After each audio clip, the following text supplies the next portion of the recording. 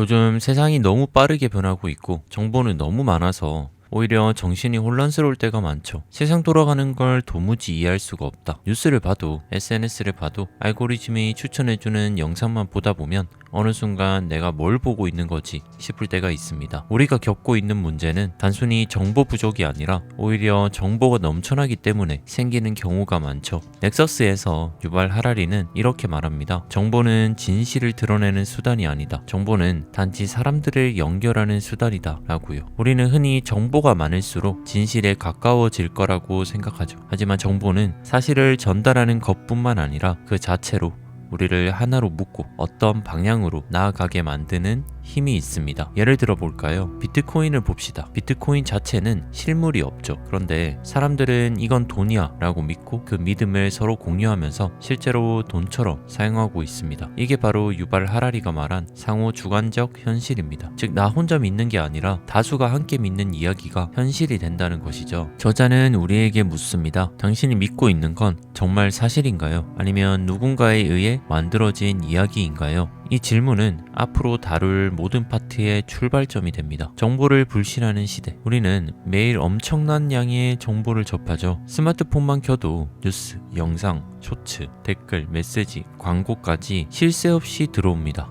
그런데 이 모든 정보가 우리를 똑똑하게 만들고 있을까요? 하라리는 오히려 이렇게 말합니다. 정보의 양이 늘어난다고 해서 지혜나 진실이 함께 늘어나는 건 아니다 라고요. 우리는 정보가 넘치는데도 점점 서로를 이해하지 못하고 오히려 더 자주 싸우고 갈라지고 있어요. 예를 하나 들어볼게요. 2020년 미국 대선 직후에 엄청난 가짜 뉴스들이 돌았어요. 투표기가 조작됐다, 선거가 도둑맞았다 같은 이야기들요. 이 가짜 정보들은 검증되지 않았지만 수많은 사람들이 믿었고 실제로 국회의사당을 점거하는 사태까지 벌어졌죠. 왜 이런 일이 가능했을까요? 정보가 넘치면 넘칠수록 사람들은 자기가 보고 싶은 것만 보게 됩니다. 알고리즘이 당신이 관심 가질 만한 것만 보여주기 때문이죠. 이렇게 되면 사람마다 완전히 다른 현실 속에 살게 됩니다. 똑같은 사건을 두고도 전혀 다른 세상을 보고 완전히 다른 결론에 도달하죠. 그래서 하라리는 말합니다. 현대인의 문제는 무지가 아니라 과잉된 정보 속의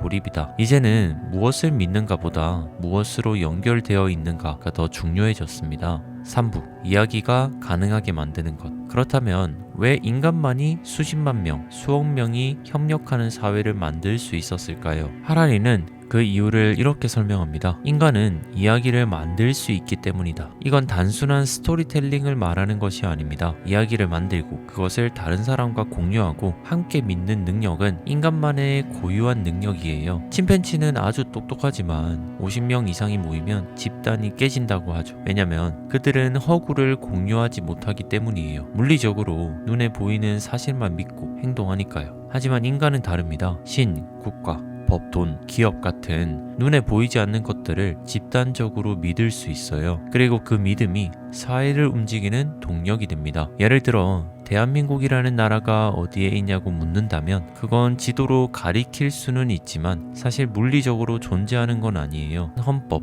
국민, 역사, 언어, 문화 등 많은 요소들이 함께 만들어낸 집단적 믿음의 결과예요. 또 하나 예를 들어볼게요. 우리가 이 회사는 믿을만해, 이 브랜드는 프리미엄이야 라고 말할 때 그건 그 브랜드에 대한 실제적 사실보다도 그 브랜드를 둘러싼 이야기와 신뢰, 경험이 쌓여서 생긴 이미지죠. 결국 인간 사회를 작동시키는 건 사실만이 아닙니다. 이야기가 인간을 움직이게 하고 사회를 유지하게 만든 것이죠. 그런데 지금 이 이야기를 만들어내는 방식이 바뀔 수 있다는 말을 하는 것입니다. 이때까지는 종교 지도자, 정치가, 작가, 예술가, 언론 등이 이야기를 만들어 왔습니다. 하지만 앞으로는 누가 이야기를 만들어 나갈까요? 바로 알고리즘입니다. 4부. 알고리즘이 만든 이야기의 힘. 알고리즘은 이제 단순히 정보를 분류하고 추천하는 수준을 넘어서 사람들의 감정과 취향을 예측하고 그에 맞춰 이야기를 만들어내고 퍼뜨리고 심지어 조종하는 수준에까지 이르렀습니다. 예를 들어 유튜브나 틱톡을 봅시다. 우리가 어떤 영상을 클릭하면 다음에 그와 관련된 다른 영상이 연달아 나오죠. 그 영상들은 점점 자극적이고 극단적이며 강한 감정을 유발하는 영상들로 추천되고 있다는 사실 느끼신 적 한 번쯤 있을 겁니다. 저자는 이 점을 심각하게 바라봅니다. 알고리즘은 진실이나 정의가 아닌 참여율, 만을 기준으로 콘텐츠를 평가합니다. 즉 우리가 얼마나 오래 시청하고 얼마나 반응하는지에 따라서만 콘텐츠가 추천되고 노출되죠. 결국 알고리즘은 사람의 가장 원초적인 감정, 즉 분노, 혐오, 공포 같은 감정을 건드리는데 더 집중하게 됩니다. 실제로 MIT의 연구에 따르면 거짓 정보가 진실보다 6배 더 빠르게 퍼진다고 해요. 왜냐하면 거짓 정보가 더 자극적이고 사람들이 더 쉽게 흥분하니까요. 이제 상상해보세요. 이런 알고리즘이 만든 컨텐츠가 수백만, 수천만 명에게 동시에 전달된다고 하면요. 한 명의 기자가 아닌 수십억 명의 마음을 흔드는 알고리즘 편집자가 진실과는 먼 감정에 호소하는 세상으로 이끌 수 있다는 것입니다. 이렇게 이 알고리즘은 어떤 기준으로 무엇을 보여줄지에 대한 상세한 필터가 없는 상태입니다. 그 필터를 만들면 필터 자체가 표현의 자유를 훼손하게 한다는 기업인들의 주장 때문이죠. 이렇게 무분별한 알고리즘의 컨텐츠 추천은 아직도 누구도 큰 책임을 지지 않은 채로 행해지고 있습니다. 우리는 그것이 진실인지 조작된 이야기인지 우리 인간들을 서로 분열시키는 것인지 등은 따지지 않습니다. 오북, 자극의 가치가 아니라 엮이는 가치. 지금까지 살펴봤듯이 알고리즘은 인간의 감정을 조작하는 이야기꾼이 되어가고 있습니다. 그리고 이 알고리즘은 무엇이 옳은가 보다 무엇이 클릭을 유도하는가에 더 집중하고 있죠. 그 결과 우리는 분노하고 흥분하고 서로를 미워하도록, 즉 자극에 유도되는 경우가 많습니다. 저자는 말합니다. 정보는 진실을 보여주는 도구가 아니라 사람들을 엮는 도구다. 우리는 지금까지 무엇이 진실인가를 따지며 싸워왔지만 지금 필요한 건 진실을 넘어 어떻게 연결할 것인가를 고민하는 거라고요. 예를 들어 볼게요. 어떤 사람은 환경보호가 인류의 생존을 위한 필수 과제라고 말하고, 또 어떤 사람은 그것보다 경제성장이 더 중요하다고 말하죠. 이 둘의 의견은 충돌하지만 사실 둘 다 인간의 더 나은 삶이라는 큰 목적 안에서는 연결될 수 있는 가치입니다.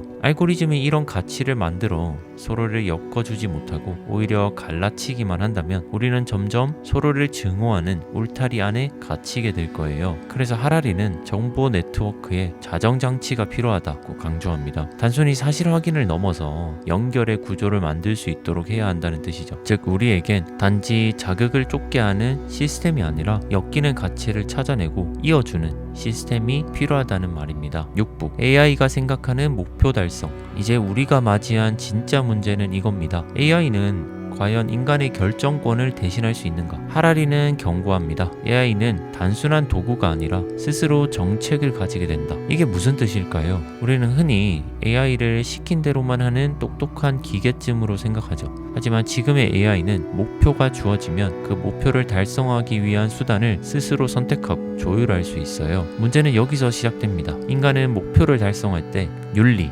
맥락, 타인의 감정 같은 걸 고려하죠. 하지만 AI는 그런 감정적 맥락이 없습니다. 예를 들어 AI에게 사람들의 건강을 개선하라고 지시했다고 해볼게요. AI는 건강하지 않은 음식점 검색 결과를 삭제해버리거나 특정 인구 집단에게 과도하게 운동 영상을 강요할 수도 있어요. 실제로 유튜브나 인스타그램의 알고리즘이 좋은 몸매, 자기 개발, 이상적인 삶을 기준 삼아 사람들을 끊임없이 비교하게 만들고 있다는 지적도 많죠. 그 결과 오히려 스트레스와 우울감이 증가한다는 역설적인 연구 결과도 있습니다. 이처럼 AI는 좋은 의도에서 시작된 정책도 인간이 예상하지 못한 방식으로 왜곡시킬 수 있습니다. 저자는 이걸 정렬 문제라고 말합니다. 즉 AI가 가진 목표와 인간이 생각하는 궁극적인 목표가 일치하지 않는 문제죠. 이건 단순한 기술 문제가 아니라 철학적 문제이기도 합니다. 그래서 우리는 AI가 결정을 내리게 하기 전에 반드시 질문해야 합니다. 이 AI는 어떤 가치를 기준으로 판단하게 되는가? 그 판단은 인간의 맥락과 어떤 점에서 다를 수 있는가? 7부, 자정적 시스템의 필요성. 그래서 이제 질문이 생깁니다. 그렇다면 AI가 인간처럼 윤리를 고려하게 만들 수 있을까요? 유발 하라리는 이에 대답합니다. AI는 스스로 잘못을 인정하거나 실수를 고치려는 장치가 반드시 필요하다. 또 그 장치를 통해 인간처럼 고려하도록 유도할 수 있다 라고요. 이게 바로 자정 시스템